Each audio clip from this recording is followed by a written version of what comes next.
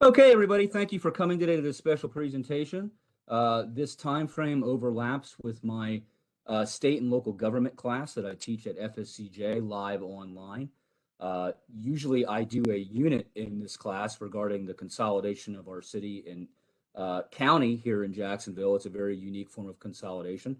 But last year, prior to the pandemic, I had an idea that rather than me trying to do slides and read books on consolidation, why not reach out to the guy who actually wrote a book about the consolidation, our actual expert in locally in the consolidation of our city and county. So a couple of things I want to let you guys know. This audience, this event is being recorded. If you're not comfortable with being recorded, you can go ahead and leave and you can watch this recording at a later time. I will be taking questions at the end. I will be looking in chat, or you can unmute, but please withhold your comments until Chris is done with his presentation. Just jot them down, and then he's going to be answering questions for us. I'll also remind you guys that Chris's book can be purchased on Amazon, the book which he co-authored with the original author, Richard Martin, and edited it. You can purchase it on Amazon, or you can also check out a copy. Chris kindly donated multiple copies of this to the FSCJ library system. If you guys want to use this, if you want to read it, if you want to use it for a future research project or whatever have you. Okay, so with that, let me get today to introducing our speaker and giving you guys first a little biographical background information about him. Chris is a native of Jacksonville. He's been in public service and legal service for a long time. He currently runs his own law firm here in town, Hand Law, and is a strategic government law firm dedicated to empowering their clients to seek to navigate often complex processes and working with agencies and public entities. All right. The firm provides strategic counsel and litigation to help businesses, other organizations, and individuals solve challenges with government and to seek opportunities through their government. His specific practice areas include infrastructure, public-private partnerships, economic development, procurement, government litigation, local government counsel, and election law. Okay. Chris, from 2011 to 2015, he served as the chief of staff for the mayor of Jacksonville, Mayor Alvin Brown, which of course you guys know, if you've had Florida history, if you've had my class, that Jacksonville is the 12th largest by population in the nation, the most populated city in Florida, and the second biggest geographically in the United States. Largest contiguous in the United States, but only behind Anchorage, Alaska in terms of its acreage. So Chris, when he worked for Mayor Peyton, he was responsible for a whole bunch of things, including oversight of the mayor's policy, advocacy, and he was also coordinated Mayor Brown's cabinet, which includes all of the individuals at the director level and chief level who advise Mayor Brown's in areas such as recreation, parks, our libraries, etc. All right. 2018, Chris returned to City Hall. He worked on a task force on civil rights history, and he also received the Melanie Starr Ann Bishop Award for community service. For recognizing his commitment to improving and enhancing the quality of life for others here in Jacksonville. As you guys know, he's the author of this book. Chris is also the co-author with former U.S. Senator Bob Graham of America, the Owner's Manual. You can fight City Hall and win. Maybe that will interest some of you young entrepreneurs out there. Okay. Another fun fact, Chris in 2008 actually served as one of the 27 Florida electors to our U.S. Electoral College. So when you guys ask me in class, who are these electors? You'll be hearing from one today, okay? Chris also helped with the transition team of our Commissioner of Ag and Consumer Services, Nikki Freed. He also has worked with other bipartisan outreach programs, such as the Groveland Floor Clemency Coalition, which worked to persuade the Florida cabinet to pardon Floridians who were unjustly accused of crimes, okay? Chris went to Princeton. He's a graduate of the School of Public and International Affairs. He received an award from the Daily Princetonian, which is a prestigious college publication. Later, Chris graduated from Florida College of Law, Levin College of Law, where he was actually selected as the president of the Student Bar Association, was on moot court. Chris is an author. Obviously, he does presentations like this for other groups. Needless to say, for someone of Chris's age, he's very, very accomplished. I will say on a personal level that I want to see Chris back. And as much as he's helping clients now, I think that our future in Jackson will be brighter with Chris Hand's continued service, his continued expertise, and lending support to future mayoral administrations here in the town. So with all of that, friends, I will turn this over to Chris. And go ahead, Chris, take it away. Well, Professor, thank you very much for that very kind introduction. And of course, for everything you've done, not only in public service, but also to kind of advance the dialogue here in Jacksonville, move the community conversation forward, but also to train the next generation of Jacksonville leaders. Really excited to see all of you on the chat today, and I hope you know how fortunate you are to have Professor Cronrath teaching you about Florida history and government. It's hard to think of anybody who would do a better job conveying these important concepts. Also want to thank Assistant Director of Student Engagement, Kerry Roth, for all of his efforts to set this up. Kerry, I think we all appreciate the fact that you started recording this about 5 minutes later than you could have. So thank you very much for doing that today.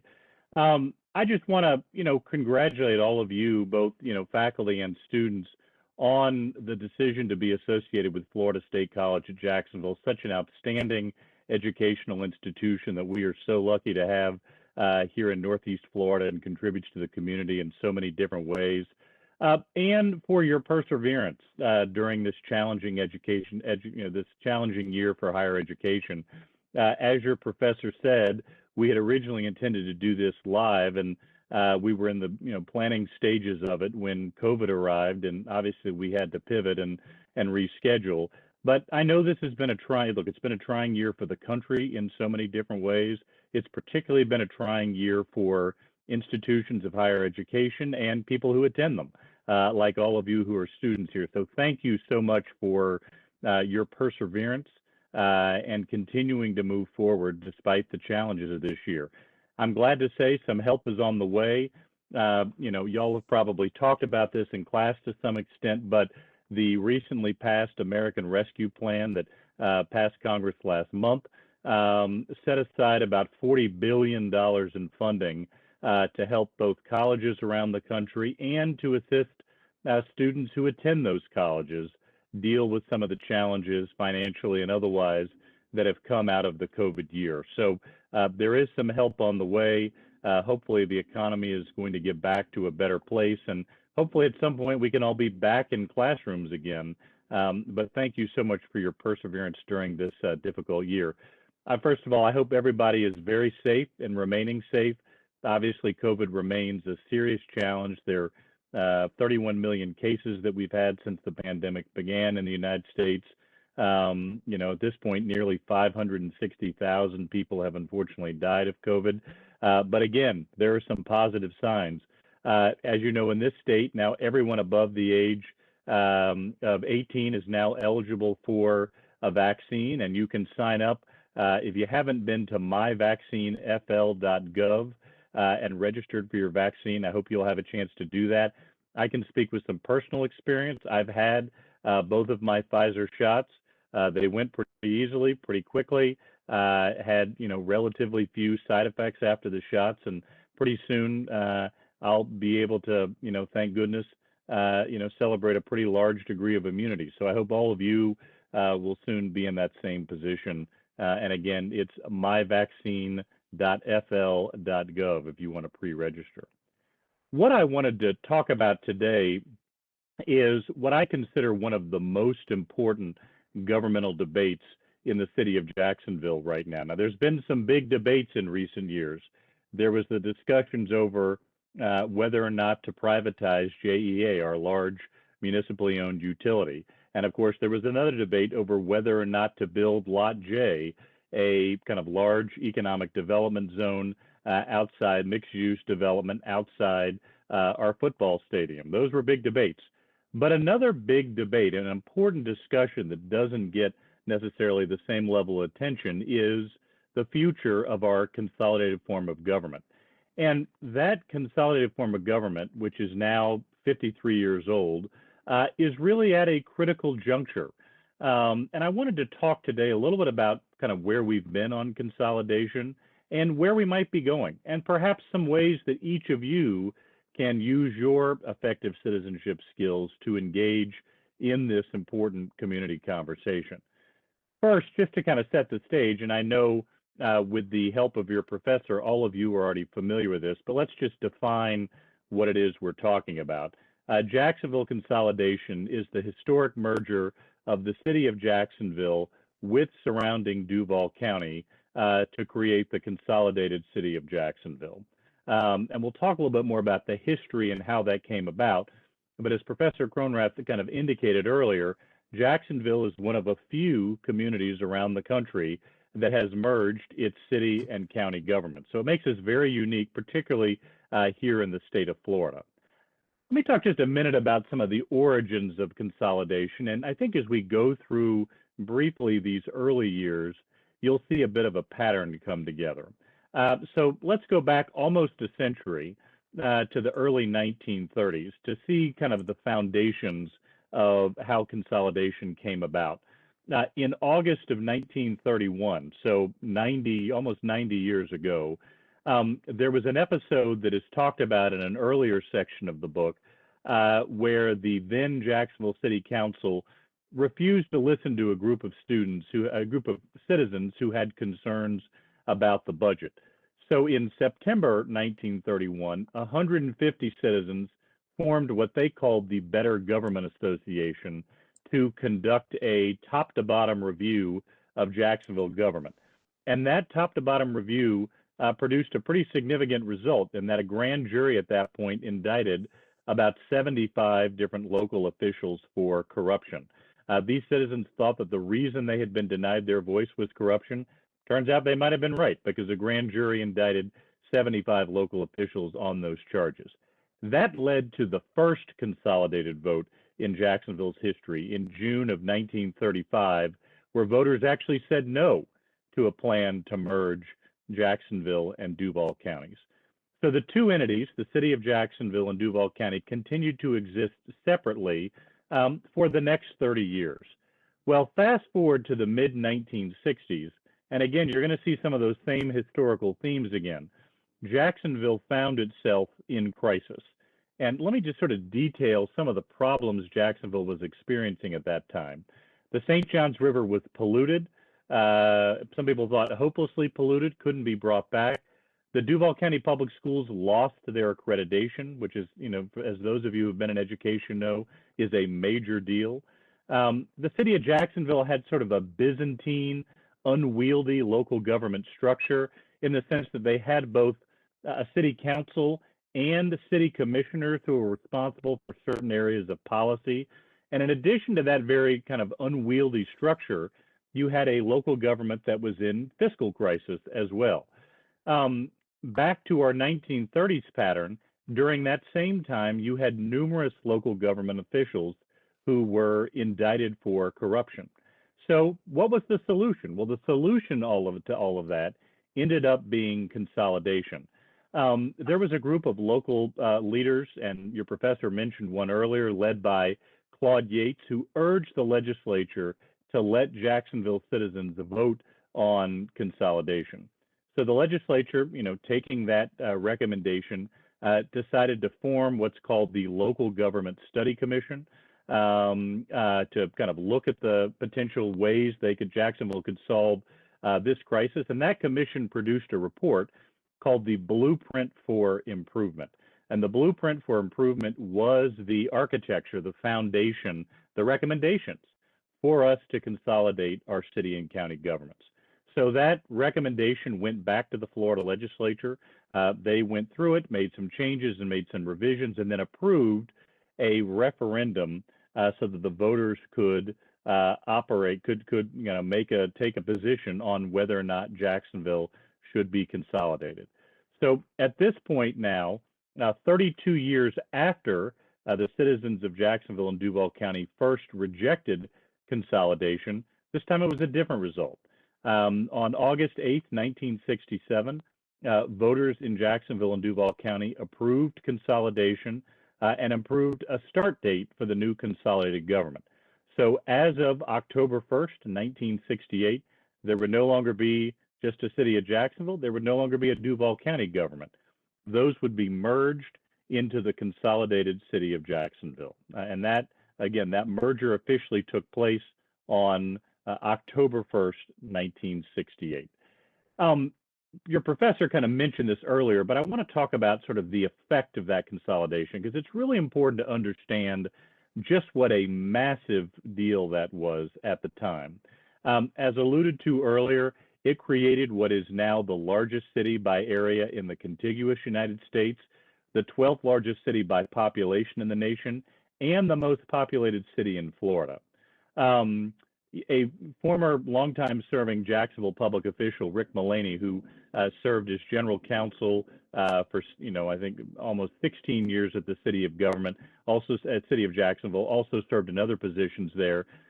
Rick has called it the most significant local government restructuring in the history of the state and probably the nation. And that's a very apt description. It was a massive change in the way local government was done, and Jacksonville was really a model for it. And his description is also apt because it created one of the nation's biggest and its most impactful local governments.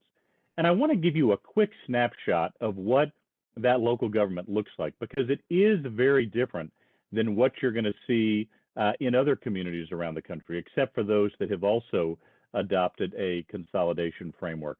We have what's called a strong executive or strong mayor system, in which the mayor is directly elected by the people, has significant authority to set the tone for the city, execute the functions of city government. Those of you, all of you being students of local government, you know that's very different from another format you see, which is what's called the mayor commissioner form or the city manager commissioner form, where the government is primarily led by a legislative body and has a mayor who's either appointed by that body in somewhat of a ceremonial role, or they hire a city commissioner, a city manager, or a county manager to run the day-to-day functions of the government. Jacksonville doesn't have that. We have a strong mayor directly elected who serves as a strong chief executive, much like a governor, or obviously on a national level like the president. We also have a large city council, a 19-person city council. We'll get into that a little bit more later, whether that's the right size and composition. We have 5 constitutional officers. These are provided by state law: a sheriff, a tax collector, a property appraiser, a supervisor of elections, and a clerk of court. So those, again, are all provided by in the Florida Constitution, directed by state law, but even though they are nominally county officials, they are all part of this large consolidated city of Jacksonville government. The Duval County School Board is aligned with the consolidated government. It's considered part of it, although it does have some separation just by virtue of state law. We have a very unique Office of General Counsel that I'll talk about a little bit later, that's different than how legal services are provided in most other cities and counties around the nation. And then we have independent authorities, business units that carry out specific functions of specific types of government services and functions. So for example, if you ride on a bus or drive on certain roads here in Jacksonville, you're doing that by virtue of the Jacksonville Transportation Authority, which is one of our independent authorities. As we alluded to earlier, if you're receiving energy or power in Jacksonville, you're doing so via the JEA, or used to be called the Jacksonville Electrical Authority. That's another independent authority. Jacksport, or the Jacksonville Port Authority, which governs our large shipping port here in Jacksonville, is another one. The Jacksonville Airport Authority, which governs Jacksonville International Airport and our other airports here in town. So we have those independent authorities that are very significant business units within consolidated government as well. So, with that background, consolidation finds itself at a pretty critical juncture. Like I said, it turned 50 in October of 1968. And while most of you who are students are pretty far away from your 50th birthday, I mean, it is a time of reflection for any individual or organization. And I think it's also a time for us to have that reflection about consolidation. And so I think there's a lot of questions. Has consolidation worked here in Jacksonville? Should it continue? I mean, if it should continue, how, if at all, should consolidation be revised or reformed? And if it shouldn't continue, what form of government should Jacksonville adopt instead? And one of the things I tried to do in the update to this book, and I'll talk more about the book in just a second, was referee the debates over some of these questions. There are people who have both positive and negative views about our consolidated form of government. Some of the positives that people have identified is efficiency. There is one government that handles a variety of different governmental functions.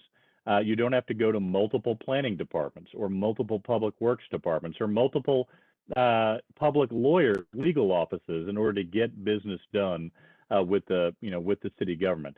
You have to contrast that with counties like Miami-Dade County and Broward County in South Florida, which are very different. Each of those counties has more than 30 municipalities within the county. So obviously, you could find yourself dealing with a lot of different local governments depending on the nature of your need for interaction with city or county governments.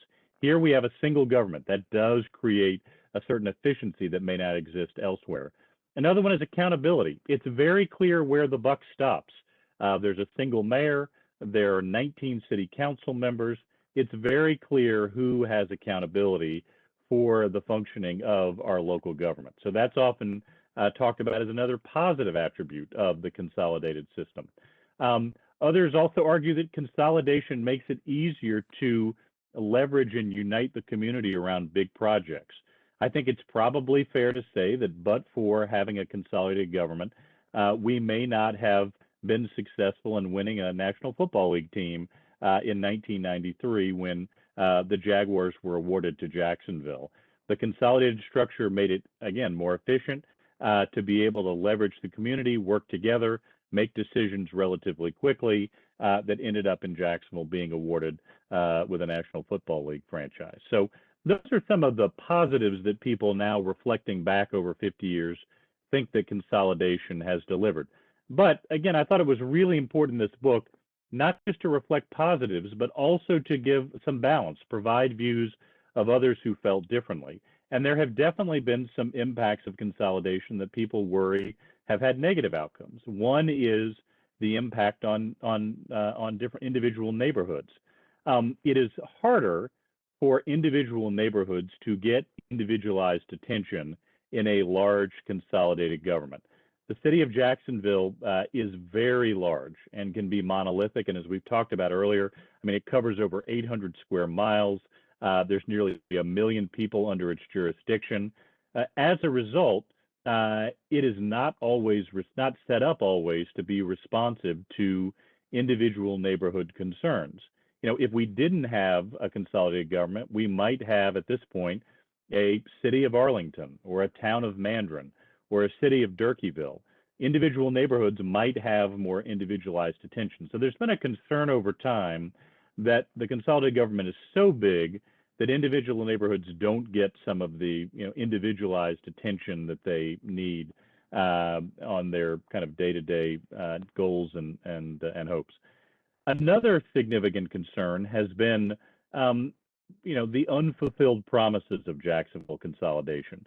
I'll get into this a little bit more later as I talk about issues for the future of consolidation. But during that 1967 consolidation campaign, consolidation advocates made explicit promises to a number of Jacksonville neighborhoods that in order to achieve this and make consolidation happen, that even though those neighborhoods were going to lose some political power, and these are neighborhoods primarily in what was the city of Jacksonville, even though they were going to lose some political power, what they would get instead were a variety of infrastructure and economic improvements. So there were pledges to replace septic tanks with central sewer, pave roads, provide streetlights and sidewalks, ensure access to safe drinking water. Well, as we stand here now, and we'll talk about it a little bit more later, 53 years later, many of those promises have still gone unfulfilled.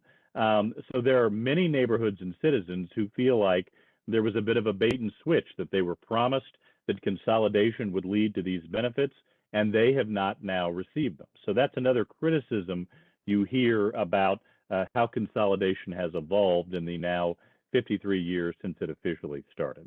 And again, we'll get into those a little bit more later.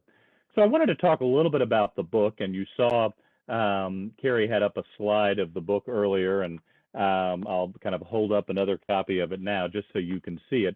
But just to give you a little bit of a history of the book, This book, A Quiet Revolution, was originally written as Jacksonville was being consolidated, or in its immediate aftermath. And the initial author was a gentleman named Richard Martin, or Dick Martin.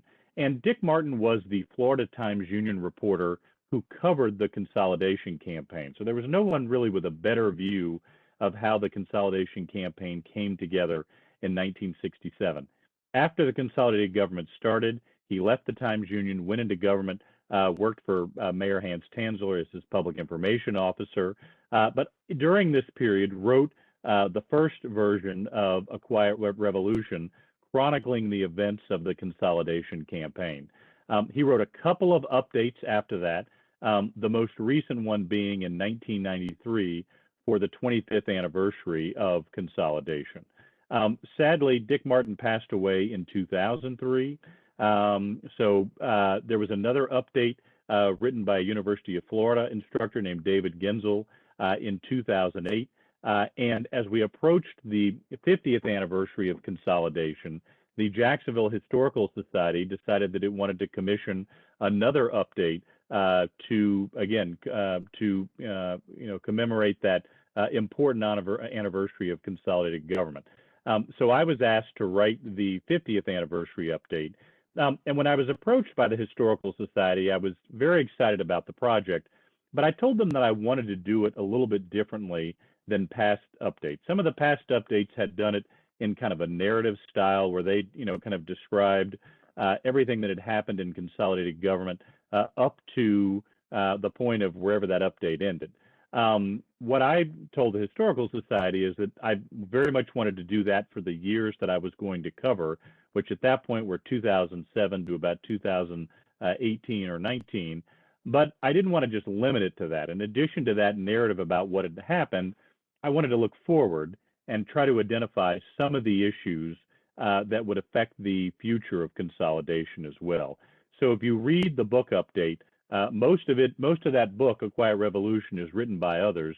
My section is limited to the 50th anniversary update, which covers the period from 2007 to, again, about 2019, and then does this look forward onto the issues which may define the future of consolidation. Let me just talk very briefly about kind of each of those sections of the book, and then we can kind of get into your questions, because I really want to have this give us some time to be able to have a bit of a dialogue about this. But again, I covered the years from 2007 to 2019, and what I did for each of the different periods that I covered, I didn't want to just, again, talk about, this event happened or that event happened. I wanted to make sure that everything was in the context of consolidation. In other words, what were those major events that helped to shape the future of our consolidated government? So again, I started in 2007, 2008, right as Mayor John Peyton took office for his second term as mayor. And Mayor Peyton dealt with some very challenging fiscal environment during his second term as mayor. In 2007, you had the legislature pass some reforms that significantly reduced Jacksonville's ability to collect revenue through property taxes. And then in early 2008, the voters of Florida passed Amendment 1, which again limited the ability of local governments to collect revenue through property taxes. So all of that combined to create some challenges for Jacksonville's ability to fund its local government. And then on top of that, as many of you will remember, at the end of 2008, we fell into what was then known as the Great Recession, which has since perhaps been surpassed by the COVID recession, but at the time was probably the biggest economic shock the country had experienced since the Great Depression in the 1920s and 1930s. So all of this produced a significant budget challenge for the city of Jacksonville.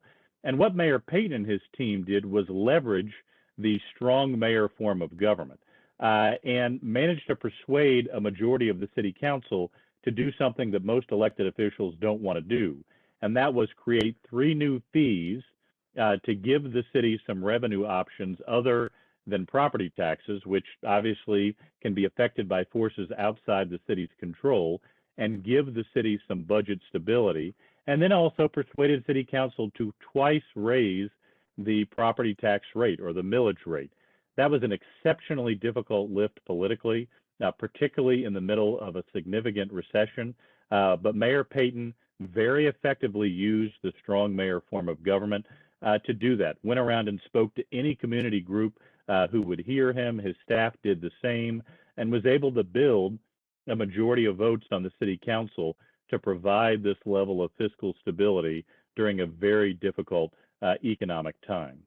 His successor, who a professor mentioned I worked for, Mayor Alvin Brown, was a historic mayor, the first black mayor in the history of Jacksonville, the first Democrat who'd been elected in 20 years. And he inherited that same very difficult economic environment.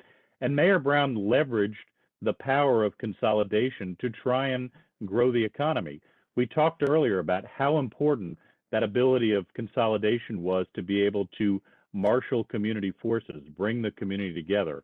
And Mayor Brown did that to change the city's economic policy to make it easier for the city to move economic development partnerships through City Council, to create a downtown investment authority so there would be some focus on downtown every day and help to revitalize the downtown economy as well, and to help move the Port of Jacksonville, Jacksport, into an even higher level of economic success by working with the business community and members of Congress. So Mayor Brown tried to leverage the tools of consolidation to help Jacksonville grow economically during that period. Also during the time that Alvin Brown was mayor, the City Council was also very focused on consolidation issues. In 2013, Bill Gulliford became the president of the Jacksonville City Council. At that point, we were 45 years after the founding of consolidation, and President Gulliford decided that the city needed to take a deep look at consolidation and decide how consolidation was working and how it wasn't. So he formed a consolidation task force that was chaired by then City Council member Lori Boyer. She would go on to become a council president herself, and now is the chief executive officer of the Downtown Investment Authority. But that consolidation task force took a deep look at local government and came up with a number of recommendations on how consolidation could be tweaked at its 45th anniversary in 2013. Many of those recommendations were implemented. And then the last period I looked at was essentially the first term of our current mayor, Mayor Lenny Curry, and the City Council. And I focused there on the relationship between the city and those independent authorities, those business units I talked about earlier. Over time, that's been a waxing and waning relationship. There have been times when that relationship has been very City Hall centric, where there's been very close alignment between what a mayor or other aspects of city government wants and the mission that those independent authorities are pursuing. And there have been times where the relationship is more attenuated or distant. And this was a time there was a much closer relationship, so I examined that as it related to a number of the different independent authorities during Mayor Curry's first term. So that was kind of the look back that I did, the chronicling in the book, the 2007 to 2019 period. But as I said earlier, I didn't think the book update would be complete unless we also took a look at what are some of the issues, some of the questions for the future of Jacksonville consolidation. So I identified 5, which I'll just kind of quickly go through, and then again want to give folks here an opportunity to ask questions. The first was, can we rewrite the tale of two cities? And by the tale of two cities, I mean those unfulfilled promises of consolidation that I talked about earlier. As I said then, there were a number of neighborhoods in Jacksonville, and particularly neighborhoods that were predominantly black, that were told, look, you're going to give up some political power to make consolidation happen, but in exchange for that, we're going to make sure there's equality and equity in infrastructure funding and economic development funding and in school funding. And you know, one of the people I interviewed for the book, and I think one of the things you'll see if you look at the book is that in addition to doing other types of research, I also interviewed numerous former mayors, former city staffers, a variety of community leaders and others. So there's a lot of first-person accounts in the book. But one of those first-person accounts was by a person that I consider a personal hero, and that's Alton Yates. Alton Yates is a longtime community organizer, civil rights leader, and public official in the city of Jacksonville. For those of you who are familiar with Jacksonville's civil rights history and you know about the horrific events of August 1960 and what was known as Axe Handle Saturday, where civil rights organizers were beaten by axe handles by a mob of white assailants in what was then called Hemming Plaza, what is today called James Weldon Johnson Park. Well, one of those organizers was Alton Yates.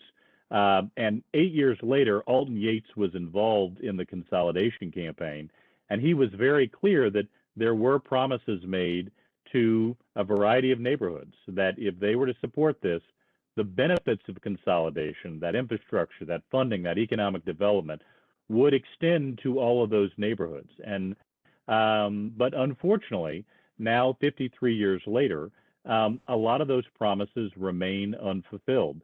There's still a lot of septic tanks that haven't been replaced. There are a lot of streets that haven't been paved or lighted. There are still areas where there is unsafe drinking water in Jacksonville, and people are getting water from wells that may not have the same safety as kind of a central water system. So a lot of those unfulfilled promises still exist in Jacksonville. And so in that section of the book, we talk about what some of the unfulfilled promises are. And by the way, they're citywide. There's septic tank problems in places as you know, geographically distant as Durkeeville and Northwest Jacksonville, as Mandarin and the South Side. So these problems are really citywide. And the book talks about kind of coming up with a mission and a plan and a funding source to help deal with that problem. I will tell you, for those of you who are following local news, there was some, at least in my opinion, some good news recently in that Mayor Curry and the JTA, the Jacksonville Transportation Authority, announced their new Jobs for Jacksonville plan, which will generate revenue through a gas tax extension to help address some of these challenges, primarily replacing failed septic tanks. So that would be again, this is a very large problem that's going to take years to fully address, but it's a significant first step and down payment on fulfilling some of those promises. So that's something to certainly keep an eye on as that begins to kind of work through City Council. But it's been a long time, and there have been different mayoral administrations that have tried to address this in different ways. What we've lacked over time is sort of a sustainable plan, and it is hoped that this Jobs for Jax plan may be something that helps to create a certain sustainability in dealing some of these issues. Another question I asked was, are our independent authorities, those business units I talked about, are they too independent or not independent enough? Like I said, there's been this kind of waxing and waning relationship over time. One of the people I interviewed for the book was former City Council President Bill Bishop, and he had a good quote about balance, saying that it's really about trying to figure out how do you align these agencies enough with the City of Jacksonville's mission so that we're all moving in the same direction, but also giving them the independence they need to maintain, their daily operations. So it's really about achieving that kind of balance. The third question was, should the City of Jacksonville elections be either rescheduled or made nonpartisan? We've had a challenge in our local elections for a while, and that turnout has been really low. For those of you who are voters and have participated in local elections, and by the way, if you aren't registered to vote, I highly encourage you to do so. But you know that our city elections are held in what's called the off year. So in the sense that the presidential election was last November of 2020, the gubernatorial and state cabinet and state legislative elections will be in November 22.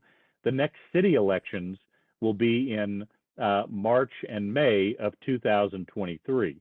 So there's been some suggestion that maybe we need to change that timeline for a variety of reasons. One is, it comes very soon after another election, so voters and other election stakeholders just really don't have time to recover from the past election before they have to make a really important choice in the election for mayor and other key, and city council and other key city offices. Another one is budget.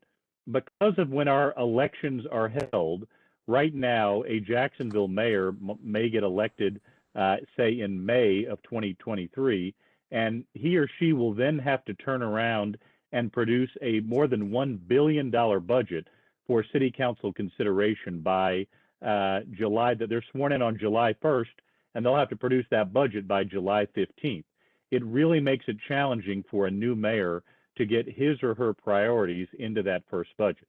And so one suggestion has been that we move the elections just back a few months to September and November of the odd year, so that a new mayor is elected and then has at least 6 months to be on the job before, again, he or she has to present that first budget to council. It also gives council more of an opportunity to study the budget and give them more time in office before they do that. Another question, there have been another suggestion has been to make the mayor's election at the same time as either the presidential or the gubernatorial elections, as a way of increasing turnout and also saving money in the city budget. So there's been a variety of proposals out there as to how to do it. Another proposal has been to potentially make our elections nonpartisan. Most cities and counties in Florida do not run candidates with D's or R's or NPA after their last name. Their elections are nonpartisan. Jacksonville still has an election system where people have party labels after their name. We don't have a strict primary system. We have a unitary system where everybody goes on the ballot at the same time, and the top two finishers, regardless of party, advance to the second election if no one gets a majority on the first try. But still, we have party labels. And, a lot of people refer back to that old quote from Mayor LaGuardia of New York, that there are no Republican or Democratic potholes. People who don't want to see partisan politics in local government think that we should take party labels out of that process. Just two more questions I asked, and I really do want to get to your questions, but one is whether Jacksonville should retain its current general counsel structure. As I told you earlier, Jacksonville has a very unique way of providing legal services, and has created a very strong Office of General Counsel. The first post-consolidation mayor of Jacksonville, Hans Tanzler, used to say that Jacksonville doesn't have a strong mayor form of government. It has a strong general counsel form of government, and there's a lot of truth in that statement. The general counsel has a huge scope of representation. That office represents the mayor, the city council, the constitutional authorities, to some extent, all of those independent authorities I mentioned earlier, and again, to some extent, the Duval County School Board and every other board and commission in the city. So it's a huge scope of representation. But the attorneys in that office aren't just attorneys. They also serve at times a judicial role. And what I mean by that is, when the consolidated government was formed, one of the reasons was to try and reduce litigation between some of the different units of government. They didn't want different units of government suing each other in court. So the general counsel has the power to make binding legal opinions to resolve disputes between different aspects of the consolidated city of Jacksonville government. That puts it in a quasi-judicial role, in addition to being kind of an attorney who represents different aspects of government. So it's a very strong role in city government and a large office. There are more than, I think at this point, more than 35 lawyers in that office. So it's a significant sized law firm on its own right. And so there are some who have wondered whether that structure needs to be changed, and I talk about that more in the book. And then finally, the last issue of discussion is whether city council is the correct size and composition. Right now, we have 19 city council members, 14 who are elected from individual districts, 5 who are elected at large citywide, and there's been some discussion about whether that should be changed, and I reflect some of that discussion in the book. So I want to kind of now move to your questions, but I just want to end by saying this, because as your professor mentioned earlier, I've done a lot of writing about citizen engagement as well. It's important to remember that citizens gave consolidation life through their votes in August 1967, and its future depends on citizens giving it continued life or revision of that structure through their voices. I like to hearken back a lot of times to a quote by former Illinois governor and United Nations ambassador Adlai Stevenson, who said, "As citizens in this democracy, you are the rulers and the ruled, the lawgivers and the law-abiding, the beginning and the end. And that's really true when it comes to consolidation. The success of our consolidated form of government hinges on the injection of new citizen ideas and new citizen perspectives. And there's a process to do that. Every 10 years, we have a charter revision commission that meets in this city and gets citizen input and makes recommendations to city council. But you don't have to wait every 10 years. You have the power of the citizen, and that's the most important title in American democracy. But you have the power of a citizen to get involved in local government right now. And since you are all residents of Jacksonville, I would really encourage you to do that. Define a challenge that you want to see the city of Jacksonville solve, or an opportunity you want it to realize. And that could be big, that could be small, but there's a lot that local government can do. And when you've decided that, contact your elected officials. Try to form a relationship with your city council members. You have 6 of them. 1 is a district member and 5 who are at-large members, or the mayor's office or other elected officials here, and make sure you make your voices heard, because that is the foundation of our consolidated government, and it is those new citizen ideas and suggestions that'll continue to power the consolidated city of Jacksonville going forward. So I really appreciate your time this morning, and in the minutes we have left, I'd be happy to answer whatever questions I can. Thank you very much. Okay, great. Thank you so much, Chris. That's just wonderful information. I have so many questions that I would ask you myself, but perhaps that's a topic for a different time. I do have one. Let me get to my first student question here, and I will go ahead and ask her to unmute herself. Marlena, go ahead. Thank you, Professor Cronrath. Hi, Chris. Thank you so much for taking the time with us today. So I had a few questions. I'll try to make them brief about the consolidation under the strong mayoral office.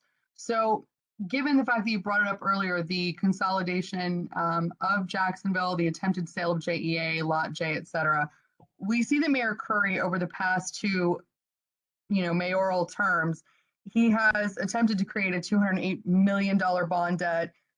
He has consistently disenfranchised, the minority communities, which Mr. Yates had spoken to with the over-policing. We saw the situation where the JSO was over-ticketing the people jaywalking in areas that don't even have crosswalks. When we see all of that, and we add on top of all of this that the DOJ is currently investigating and about to start deposing people in front of a grand jury for that JEA sale, how do we minimize the role of the mayor? Because at this point, he literally appoints the board of directors to JEA. He puts forth the budget. I mean, he has a very powerful role, and as does his entire administration. I think the consolidation is great, but I think that there is a significant amount of power that lies with him and the influence. So kind of, is there a way that you would see that being dissipated, as it were? Well, I think one thing that's important to note, first of all, thank you so much for that question. I think one thing that's important to note, and my approach in the book was not to put my thumb on the scale for any particular administration, but to really analyze what were the big issues that administration dealt with that helped to either show us one of the aspects of consolidation or help to change the consolidated model in some ways. What I would say is that every mayoral administration has had major priorities, and they've used that strong mayor form of government to try and move those priorities, through the city council and through the consolidated government and into enactment. And you go back as far as, again, the first consolidated mayor, Hans Tanzler, and look at all of the work he had to do to try and establish the consolidated government for the first time and put it into effect during his time in office. The late Jay Gobel, who very sadly died a year ago, but when he was mayor in the 1980s, a great focus on revitalizing downtown and trying to help Jacksonville from a transportation and economic standpoint. Following him, Ed Austin, with what was called the River City Renaissance to try and bring back Jacksonville from an infrastructure standpoint. His successor, John Delaney, who championed the Better Jacksonville Plan, which was a major infrastructure effort, and also worked to make Jacksonville the St. Johns River a major area of focus. And we talked about Mayor Peyton already and his work on fiscal stability, and Mayor Brown. So what I would say is I think every mayoral administration has attempted to use that strong mayor form of government to advocate and advance their priorities. But no mayor does that in a vacuum. As I mentioned earlier, and Jay Gobel used to have a great expression, and he would say, as mayor, you can't do anything without 10 votes. So even though we have a strong mayor form of government, almost nothing that a mayor wants to accomplish can be accomplished without the support of a majority of the city council, at least 10 members of that city council. And I spent a considerable amount of my job during the 4 years I served as chief of staff for Mayor Brown, working with city council members, because it was so crucial, because we weren't getting anything done unless we figured out a way to get 10 members of council on board. So what I would say is the government has some accountability structurally built into it by virtue of the fact that, again, for his or her big priorities, a mayor needs to have that council support. Now, there have been times where mayors have been able to get council support rather easily. I served during a time where there was a lot of debate between mayor and city council, so at times it was challenging to do that.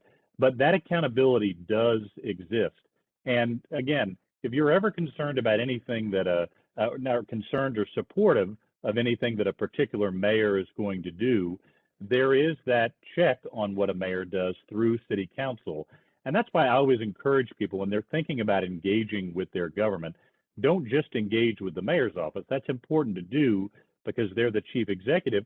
But of course, you also want to engage with the city council, because that's who ultimately signs off on every mayoral initiative, whether it is the budget, whether it is a big economic development project, even on the current project, something that I've indicated that is, I think, could be important for Jacksonville, this Jobs for Jacksonville plan to replace septic tanks and deal with other infrastructure problems.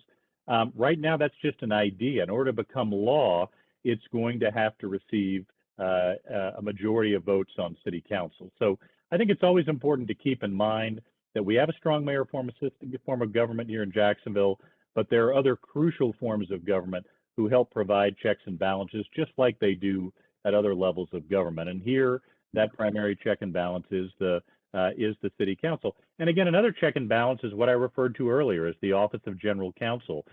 I think the chief job of the General Counsel, in addition to representing their clients, that wide swath of local government officials, but in that judicial role they have, it's their job to call balls and strikes. If a local official wants to do something that isn't consistent with the law, state law, or our charter, it's the General Counsel's job to help say that and then kind of guide that elected official in the right direction. So there are a variety of accountabilities built into the system, regardless of who the mayor is. Chris, just a quick follow-up before I get to Antoine's question here, and I'll read it out loud. Do you think, relative to the amount of power that our OGC, or Office of General Counsel, has, do you think that would be in the best interest of Jacksonville to elect that office rather than have the mayor appointed?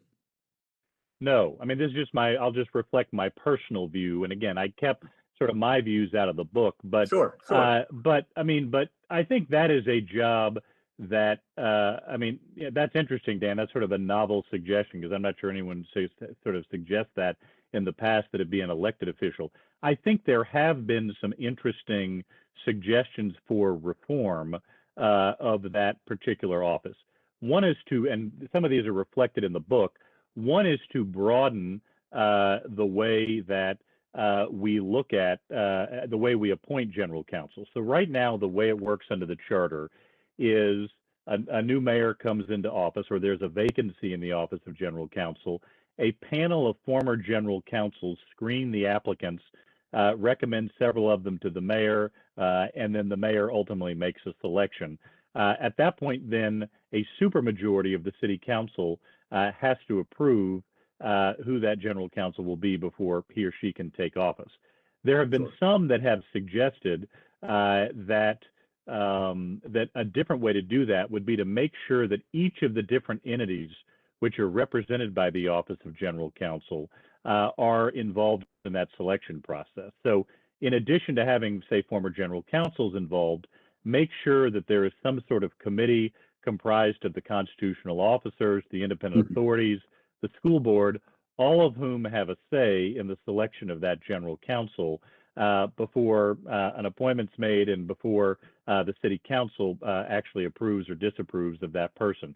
That would help make sure that every office that's represented by the Office of General Counsel would be participating in that selection process.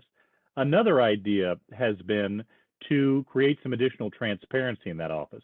I talked earlier about the power of the General Counsel to issue binding legal opinions to resolve legal disputes or questions about city law. And there have been hundreds of those issued since the founding of the consolidated government in 1968. But if you go to look for those online, you won't find them because they have not yet been placed online so that anyone can go back and take a look at the history of those opinions. They are by law required to be compiled in the General Counsel's office, but unless something has changed very recently, I don't believe they're online. One of the recommendations that's made in the book is to take every binding legal opinion and make it accessible for anybody to go look at, just like you could go look at any judicial opinion or any judicial decision in this country, so that people can see how the law has evolved here in Jacksonville. So there have been some recommendations for reform. I've not heard the one you suggested, which is to elect the general counsel. My own view would be, I think some of those other reforms that have been recommended in the book might be better starting places for people who'd like to see some change in that general counsel structure. Sure. No, that's great. I think that's right. Okay, so let me try to get to Antoine's question here. I'll read it out loud for everybody, and we can you can just answer this, or you can put it in the context of consolidation. Chris, how do you feel about Jacksonville's aggressive urban sprawl? It seems that the city is spread extremely thin, and we continue to build out more on the outskirts rather than trying to fix downtown and our urban core neighborhoods. Well, thank you for that question, Antoine. Before I answer that, I just want to give a shout out and a thanks to Jennifer Gray. I hope you're seeing the excellent post she is putting in the chat, including some additional information I did not know about, like I said, someone I consider one of my heroes, Alton Yates, and highly recommend you're watching that YouTube she put on there. Alton is just an incredible human being, a leader, one of the most selfless, humble people you'll ever meet. The greatest honor of the book project was spending an hour with him, interviewing him for this. So thank you, Jennifer, for that. Anton, that's a great question. And I think that is, as I alluded to earlier, one of the concerns about consolidation, that, that we have become so big that a focus has been lost on Jacksonville's urban core and its center city. And again, we've kind of spread out in that more than 830 square mile area that we have here in Jacksonville. I think there have been a couple of efforts to try and address that.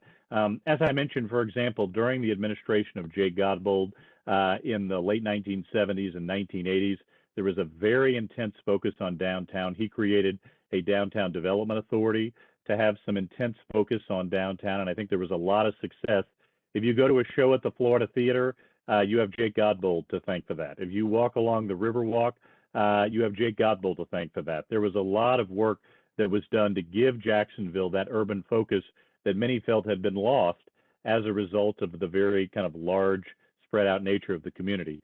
That was a lot of the motivation behind Mayor Brown proposing the creation of the Downtown Investment Authority. When he took office in 2011, that was passed into law in 2012, and that's what the DIA, now CEO Boyer and their board, kind of wake up doing every day. How do we find ways to make sure we keep a focus on our urban core, on our city center? There's an old saying that in order to have a great city, great cities have great downtowns. And there's another saying, which is that you can't be a suburb of nowhere. And I think both of those are very true. Some of the best cities in the country have really prioritized their downtowns, made them centerpieces. And we really have one of the most beautiful downtowns in the world. I'll tell you, I was born in Jacksonville. I've lived here most of my life. And every time I drive east on the Fuller Warren Bridge, southeast on the Fuller Warren Bridge, passing downtown, I'm almost moved by the beauty of our downtown. It's got a ton of potential, And I think what you've identified is extremely important. And there have been other mayoral administrations, including the current one, that have prioritized downtown. That's a very important value, but I think it has been lost at times because of how big Jacksonville became and how spread out it became. Yeah, I think to Antoine's point too, I think one of the things, if you've lived in the city long enough and you're old enough to remember this, was the Super Bowl week unlocking the potential of our downtown here in Jacksonville. The NFL experience being on the JE site in the South Bank, Bay Street, teeming with people down there enjoying the city. You really got to see the potential there 15, 16 years ago and what our downtown could be almost on any weekend, I think. Any other, okay, one more question here from Marlena, and then we'll thank Chris and we'll let him go. Ensuring the downtown maintains vitality is necessary, especially now that First Baptist is selling 9 of their 10 city blocks. Before that comment on that, Chris, let me parlay this into the last question here to parlay it into what Marlena is saying.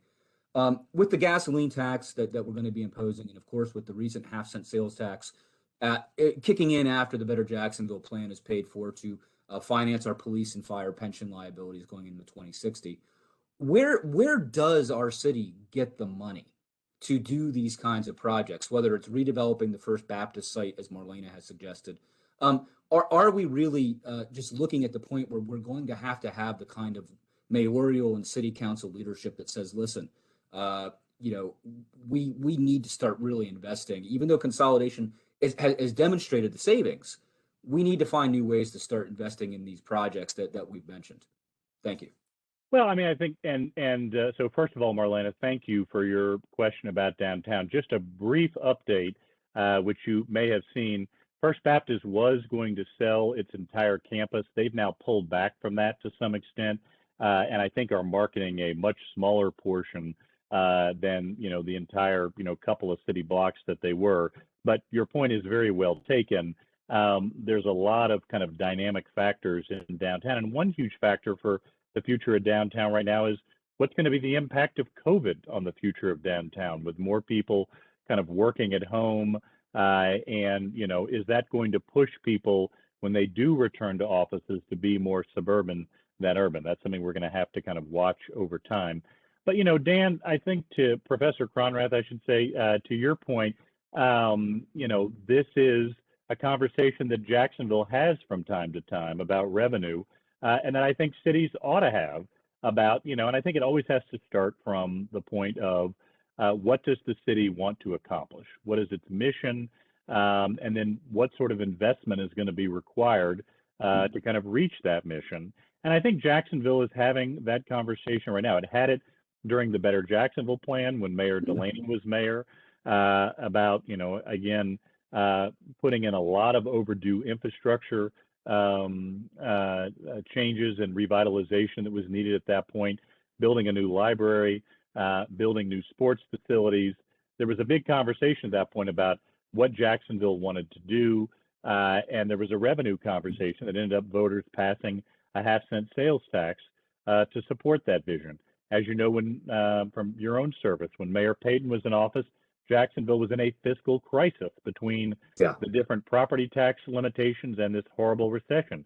And Mayor Peyton, I spoke with him extensively in preparing the book, and he's quoted as saying that he just didn't want to live in a city that made such huge cuts in services that it almost became unlivable. He didn't want to live in that place, and so he again used the strong mayor system to build a more stable fiscal platform so that Jacksonville could head off some of the worst of those service reductions. But again, did it by having a community conversation. You probably remember this better than anybody, but Mayor Peyton and his team had budget workshops all around the community so the community could give input into these revenue and expense issues and spoke to every group who would have them. I mean, they used to joke that if there were 2 people gathered anywhere, they wanted to show up there and make the case for what they wanted to try and do. So it was important to have that community conversation. And I think that's what's happening now with the Jobs for Jacks plan. Mayor Curry and the JTA have rolled this out, but I think they're having a community conversation. The Curry administration has talked to a number of people even before they announced this plan. to kind of get their input on it. I think there are continuing conversations going forward. JTA is doing much the same, and that's the right way to approach these revenue issues, to not just propose them in a vacuum, but make them part of a larger conversation about what is our vision, what do we want to accomplish as a community, where do we want to go, and then have a conversation with lots of input from citizens and stakeholders. When you've had that kind of process, you know at the end of the day that you've probably got, the best product you can have, because it's been well informed by so many different perspectives. And it seems like we're having that kind of conversation now as it relates to the gas tax. Yeah, thank you for that. In my experience, Chris, I found that the folks in Jacksonville, since I've moved here, going back all the way through Renaissance and everything else that you've talked about, if the citizens of Jacksonville are given a clear path, this is what your money will go to, and they are involved in the process of prioritizing where their money will go, I would make an argument that a lot of folks who live here are not as tax averse as we claim they may be, providing they have input and they have very, very clear outputs in terms of what their increased taxation is going to get. Listen, any other questions for Chris? We've kept them a little over time today, everybody. Well, happy to do that. Now, just one thing I'll mention for some of the questions that people asked here. I think some of you have just asked excellent questions and shown interest in some key Jacksonville issues. I would encourage you not to just leave that concern on this chat here today. For those of you who are concerned about downtown, each of you is represented by a district city council person and 5 at-large council people. Share your views with them. Go to the public comment period during the Downtown Investment Authority meetings and share your views there. Look for other opportunities to make those views known. Like I said earlier, our consolidated government would not exist but for the votes of Jacksonville citizens, and its future is very closely tied to the voices of Jacksonville citizens, including your very important voices in this conversation. So, if there's any one takeaway today, I hope it'll be that you are encouraged to go talk to your elected officials, make sure your voice is heard in these important conversations about the future of our consolidated government. That's so well said. Chris, you were at the top level of government. I was a middle manager under John Peyton. But the one thing that I completely agree with you on is that when you try to contact a local elected official here in Jacksonville, I think most people are stunned at the responsiveness they actually receive from their city council member and from the mayor's office. Most of the folks who work here, who either work for our elected officials, are our elected officials, or are part of the bureaucracy of our city government, they are our friends and they are our neighbors, and they also want to live in the best city that they can. So, Chris, I can't thank you enough for this.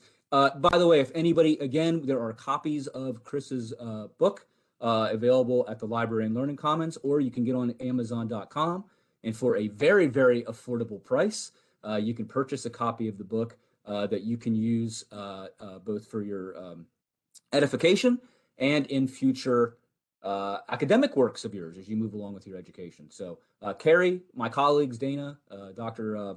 Moody, thanks for joining us today. And Chris, thanks to you, my friend. Thank you. Thank you all for having me. Really enjoyed the conversation. Best wishes and stay safe.